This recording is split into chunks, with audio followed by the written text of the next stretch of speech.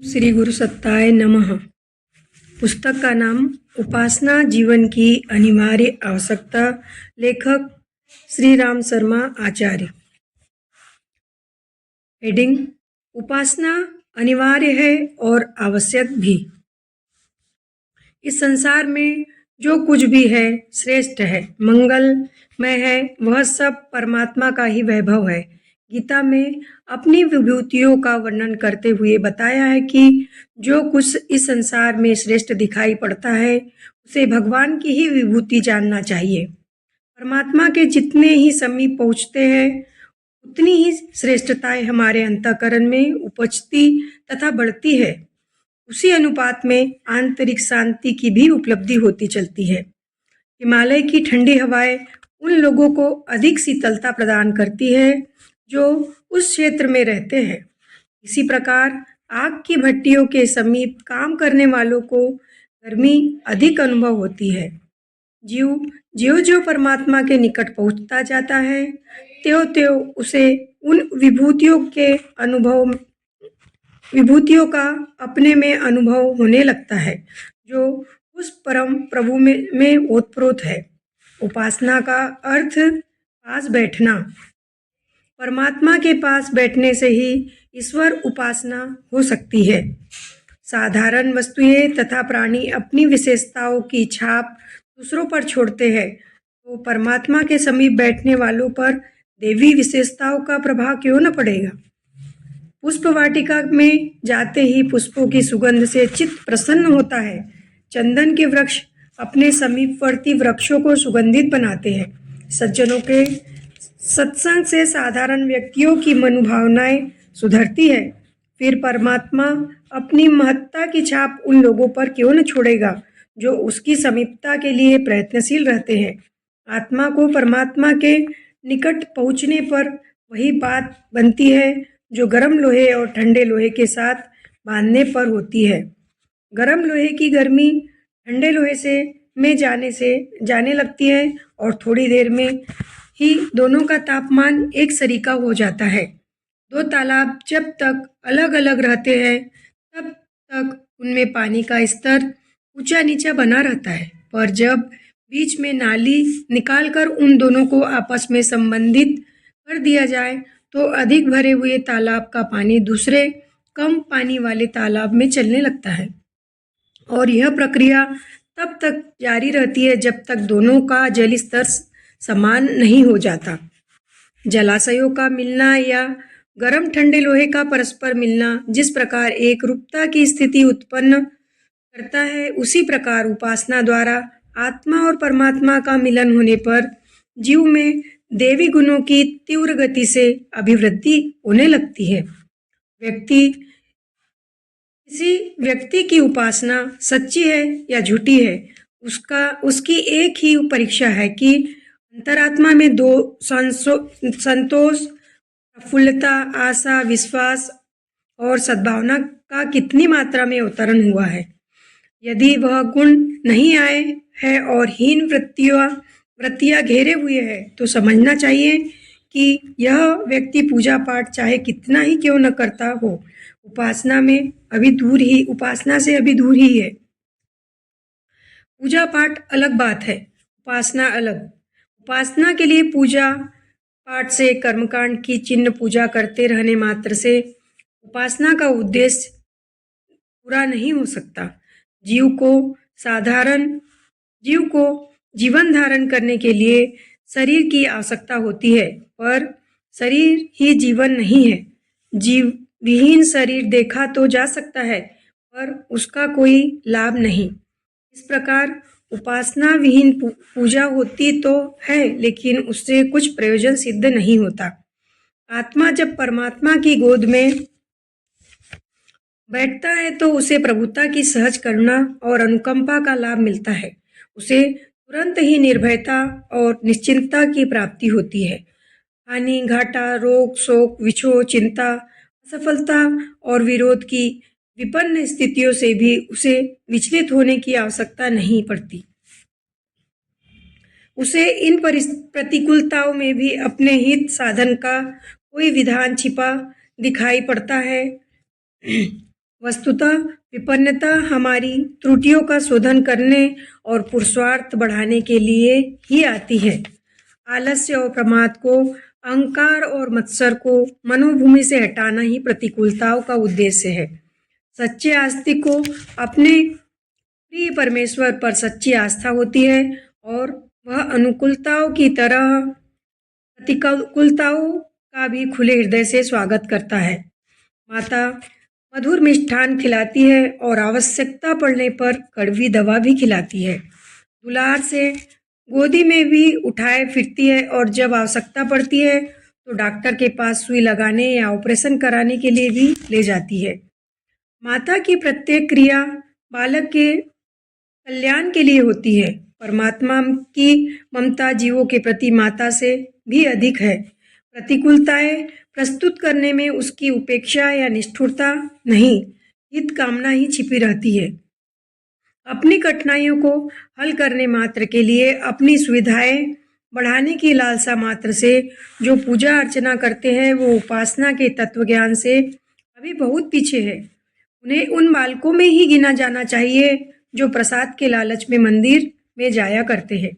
ऐसे बच्चे वह आनंद कहाँ पाते हैं जो भक्ति के रस में निमग्न एक भावनाशील आस्तिक को प्रभु के सम्मुख अपना हृदय खोलने और मस्तक झुकाने में आता है। प्रभु के चरणों में अपनी अंतरात्मा को अर्पण करने वाले भाव विभोर भक्त और प्रसाद की मिठाई के लेने के उद्देश्य से खड़े हुए भिखमंगे में जो अंतर होता है वही सच्चे और झूठे उपासकों में होता है।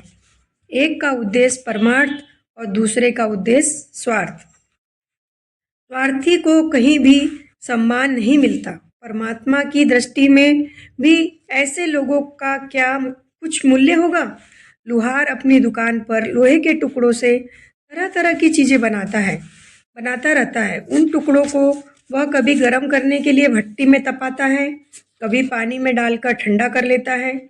इस विसंगति को देखकर कोई भोला मनुष्य असमंजस में पड़ सकता है कि लुहार ने इस दुमुही प्रक्रिया को क्यों अपना रखा है, पर वह कारीगर जानता है कि लोहे के टुकड़े को बढ़िया उपकरण की शक्ल में परिणत करने के लिए दोनों ही प्रकार की ठंडी और गर्म प्रणालियों का प्रयुक्त होना आवश्यक है। मनुष्य के जीवन में भी सुख दुख का, धूप छांव का अपना अपना महत्व है। रात दिन की अंधेरी उजेली विसंगतियां ही तो काल क्षेत्र का एक सर्वांगपूर्ण विधान प्रस्तुत करती है। यदि मनुष्य सदा सुखी रहे तो निश्चय ही उसकी आंतरिक प्रगति रुक जाएगी। जो झटके प्रगति के लिए आवश्यक है उन्हें ही हम कष्ट कहते हैं। इन्हें सच्चा भक्त कड़वी औषधि की तरह ही सिरोधार्य करता है। सन्निपात का मरीज जैसे डॉक्टर को गाली देता है ऐसी भूल समझदार आस्तिक ईश्वर के प्रति नहीं कर सकता। विपन्नता की स्थिति में धैर्य न छोड़ना, मानसिक संतुलन नष्ट न होने देना, आशा पुरुषार्थ को न छोड़ना आस्तिकता का प्रथम चिन्ह है। जिसे परमात्मा जैसी अनंत सत्ता के साथ बैठने का सौभाग्य प्राप्त है, वह किसी भी व्यक्ति या परिस्थितियों से क्यों डरेगा, क्यों अधीर होगा, क्यों निराश और कातर प्रकट करेगा। धैर्य और साहस की अजस्र धारा उसके मन क्षेत्र में उठती ही रहती है। जो आस्तिक है उसकी आशा कभी छीन नहीं हो सकती। वह केवल उज्जवल भविष्य पर ही विश्वास रखता है। अंधकार अनाम तत्व है। आत्मपरायण व्यक्ति के चारों ओर केवल प्रकाश रहना चाहिए, जिसे झुंझलाने और खिन्न होने की आवश्यकता क्यों पड़ेगी। आस्तिकता माने आत्मविश्वास। परमात्मा पर विश्वास करने वाले को अपना भविष्य सदा उज्जवल एवं प्रकाशमान दिखाई देगा। उपासना का दूसरा प्रतिफल है श्रेष्ठताओं में वृद्धि। क्योंकि परमात्मा समस्त श्रेष्ठताओं का केंद्र है, उसका सानिध्य आत्मा को दिन दिन उत्कृष्ट बनाता है। भक्त को अपना भगवान सब में दिखाई पड़ता है, इसलिए वह हर किसी की अच्छाई या ही देखता है और उनकी चर्चा एवं विचारणा करते हुए अपने आनंद और दूसरों के सद्भाव को बढ़ाता है। निंदा और ईर्ष्या असुरता के दो प्रधान अस्त्र है। इनका प्रयोग उसी पर किया जा सकता है जिनके प्रति परायपन का, शत्रुता का भाव रहे। जब सब अपने हैं तो अपनों की निंदा कैसी, अपनों से ईर्ष्या कैसी। बुराइयों को तोड़ने के लिए नहीं, अच्छाइयों को बढ़ाने के लिए उसके प्रयत्न होते हैं। अच्छाइयों को बढ़ाना ही वस्तुतः बुराइयों को तोड़ना है। बुराइयां तोड़ दी जाए और उसके स्थान पर अच्छाइयों की स्थापना ना हो तो टूटी हुई बुराइयां फिर उपज आती है। आस्तिकता का दृष्टिकोण अच्छाई को बढ़ाना होता है ताकि बुराई के लिए कोई गुंजाइश ही न रहे। वह सदा अच्छाई की चर्चा करेगा, प्रेम से दुष्टता को परास्त करेगा। दुष्टता करके प्रेम के अंकुर को जला देना असज्जनता का काम है। आस्तिक सज्जन असज्जन नहीं हो सकता। प्रेम, करुणा, आत्मीयता और सौजन्य की अजस्र धाराएं परमात्मा से प्रवाहित होती रहती है। प्राणी मात्र का पोषण, संरक्षण एवं संवर्धन इन्हीं विशेषताओं के द्वारा तो वह करता है। ऐसे प्रभु के समीप बैठने वाले में, उपासना करने वाले में यही विशेषताएं अवतरित होती है। अपने भाई बहनों के प्रति, प्राणी मात्र के प्रति अनंत करुणा और आत्मीयता की भावनाएं उपासक के अंतःकरण में उद्भूत होती है। उनको चरितार्थ करके वह अपने जीवन को यशस्वी बनाता है और मनाक्षेत्र में धारण किए रहकर अनंत शांति का अनुभव करता है। परमात्मा की उपासना का प्रतिफल पाने के लिए प्रतीक्षा उन्हें करनी पड़ती है जो पुरुषार्थ और प्रतिभा के मूल्य पर मिलने वाली भौतिक संपदाओं को परमात्मा से मुफ्त में ही पाने की आशा लगाए हुए है। दीनहीन भिक्षुक की तरह बैठे रहते हैं, जिन्हें प्रेम और उत्सर्ग की उच्च भावनाओं से प्रेरित होकर प्रभु के चरणों में बैठने की आकांक्षा है। उन्हें अपने प्रियतम का प्रतिपादन प्रेम प्राप्त करने के लिए क्षण भर भी प्रतीक्षा नहीं करनी पड़ती। उपासना की आग को बुझाती है, तृष्णा की जलन को शांत करती है, चिंता, भय और घृणा की उन व्यवस्थाओं को हटाती है जो मानव जीवन को निरंतर अशांत बनाए रहती है। उपासना और आत्म शांति एक ही वस्तु के दो पहलू है। आत्मा अपनी उद्गम सत्ता परमात्मा की ओर उन्मुख होगी तो निश्चय ही उसे प्रकाश मिलेगा। परमात्मा का प्रकाश पड़ने पर आत्मा भी अपने सच्चित आनंद स्वरूप के साथ प्रकाशमान दिखती है। ऐसे प्रकाशमान जीवन में नर से नारायण की, पुरुष से पुरुषोत्तम की, आत्मा से परमात्मा की प्रत्यक्ष परिणति दृष्टिगोचर होती है। इसलिए उपासना को मानव जीवन की सर्वोपरि बुद्धिमत्ता माना गया है। उपासना का विश्लेषण, उपासना का स्वरूप, ईश्वर का नाम जप, ध्यान, पूजन, दर्शन, स्तवन, कीर्तन आदि की विधि विधानों के साथ सामने आता है। इस अर्चा विधान में जो समय लगता है उसमें हमारी भावनात्मक चेतना ईश्वर को स्मरण करने, उसकी समीपता अनुभव करने में लगती है। यदि वह भावनापूर्वक किया गया तो भजन समाप्त होने के बाद भी दिन भर उसका अनुभव होता रहता है। एक बार नशा पी लेने पर उसकी खुमारी दिन भर बनी रहती है। इसी प्रकार एक बार या कई बार ईश्वर का स्मरण पूजन करने का उपासना विधान प्रयुक्त किया जाए तो वह समाप्त हो जाने पर भी परमात्मा के सानिध्य के साथ उत्पन्न होने वाली उत्कृष्ट भावनाएं बनी रहती है और मनुष्य अपनी विचारना एवं कार्य पद्धति ऐसी ही बनाता है जैसे कि ईश्वर के दरबार में बार बार बैठने वाले दरबारी को अपने पद एवं स्तर के अनुरूप रखनी पड़ती है। राजा के दरबारी, मंत्री, मुसाहिब अपने पद गौरव गिराने वाले ऊंचे काम नहीं करते। फिर ईश्वर के दरबार में उसकी समीपता में बार बार रहने वाला व्यक्ति दुष्कर्म करने एवं दुर्बुद्धि अपनाने की भूल भी कैसे करेगा।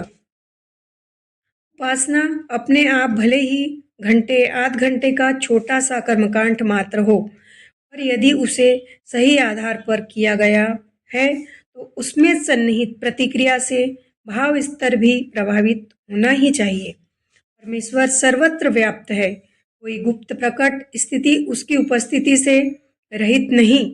वह सर्वांतयामी घट घट को जानता है। सत्कर्म ही उसे प्रिय है। धर्म मार्ग पर चलने वालों को ही वह प्यार करता है। इतनी मान्यता तो ईश्वर भक्त में विकसित होनी ही चाहिए। इस प्रकार की निष्ठा जिसमें होगी वह न शरीर से दुष्कर्म करेगा और न मन में दुर्भाव को स्थान देगा। पुलिस कप्तान के सामने उपस्थित रहने पर कोई जेबकट या चोर अपराध कर बैठने का साहस नहीं कर सकता। इसी प्रकार जिसको ईश्वर के सर्वव्यापक और न्यायकारी होने का विश्वास है वह कुमार्ग पर कैसे रखेगा। आस्तिक कुकर्मी नहीं हो सकता और जो कुकर्मी है वह आस्तिकता की एक विडंबना या प्रवंचना ही कहना चाहिए। आत्मकल्याण का आधार ईश्वर का दंड एवं उपहार दोनों ही असाधारण है। इसलिए आस्तिक को इस बात का ध्यान रखना चाहिए कि दंड से बचा जाए और उपहार प्राप्त किया जाए। यह प्रयोजन छूट पूजा अर्चना जब ध्यान से पूरा नहीं हो सकता। भावनाओं और क्रियाओं को उत्कृष्टता के ढांचे में ढालने से ही यह प्रयोजन पूरा होता है। न्यायनिष्ठ जज की तरह ईश्वर किसी के साथ पक्षपात नहीं करता। स्तवन अर्चन करके उसे उसके नियम विधान से विचलित नहीं किया जा सकता। अपना पूजन स्मरण या गुणगान करने वाले के साथ यदि वह पक्षपात करने लगे तो उसकी न्याय व्यवस्था का कोई मूल्य न रहेगा। तो फिर सृष्टि की सारी व्यवस्था ही गड़बड़ा जाएगी। सबको अनुशासन में रखने वाला परमेश्वर स्वयं भी नियम में बंधा है। यदि वह उच्छृंखलता और अव्यवस्था बरतेगा तो फिर उसकी सृष्टि में पूरी तरह अंधेर खाता फैल जाएगा। फिर कोई उसे न तो न्यायकारी कहेगा और न समदर्शी। तब उसे खुशामदी या रिश्वतखोर नाम से पुकारा जाने लगेगा। जो चापलूसी की स्तुति कर दे उससे प्रसन्न जो पुरुष नैवेद्य भेंट को इसी जंजाल में उसे फंसाने का प्रयत्न करेगा, तब कठोर कर्म की जीवन साधना को संयम सदाचार की और तब परमार्थ की कष्ट साध्य प्रक्रिया को अपनाना भला कोई क्यों पसंद करेगा। हमें आस्तिकता एवं उपासना का वास्तविक उद्देश्य समझना चाहिए। भगवान को हम सर्वव्यापक एवं न्यायकारी समझकर गुप्त या प्रकट रूप से अनिति अपनाने का कभी भी कहीं भी साहस न करें। ईश्वर के दंड से डरे। वह भक्त वत्सल ही नहीं भयानक रुद्र भी है। उसका रौद्र रूप ईश्वरीय दंड से दंडित असंख्यों रुग्ण अशक्य मूक बधिर अंध अपंग कारावास एवं अस्पतालों में पड़े हुए कष्टों से कराते हुए लोगों को दयनीय दशा को देखकर सहज ही समझा जा सकता है। यह स्वरूप भुला नहीं देना चाहिए। केवल बंसी बजाने वाले और रास रचाने वाले ईश्वर का ही ध्यान न रखे।